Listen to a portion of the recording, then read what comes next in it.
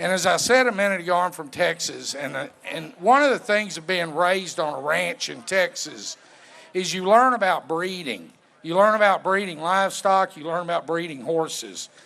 And believe it or not, I'm here to talk to you about your breeding. You are American patriots.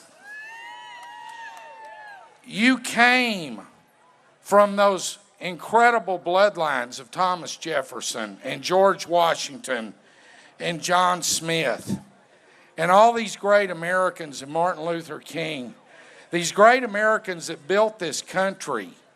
You came from them.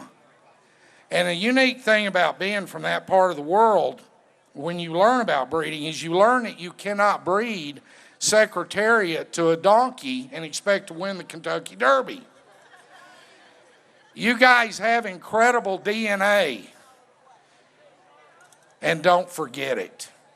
We do not roll over as patriots and Americans.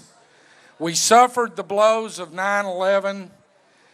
We stormed the beaches at Normandy for freedom. We stormed the beaches at Iwo Jima for freedom. And we do not roll over and give away our country or this hallowed ground we're on. We're not going to do it. We are Americans. You guys come from the best stock on planet Earth. There's never been a nation that has had the DNA for resiliency and commitment and devotion as Americans do to their country. We are very aware, ladies and gentlemen, of these 400,000 souls across the way over here. They're the people that walked in the snow to give you the land you're sitting on today. They're the people that gave the ultimate price for this nation. And they're the people that gave the ultimate price for our freedom and our liberty. And I think we need to remember that. You've got the breeding, you've got the DNA, you've got the patriotism, and you've got the sacrifice. And I'll be damned if I'm going to give my country up to a bunch of people that do not deserve to be here.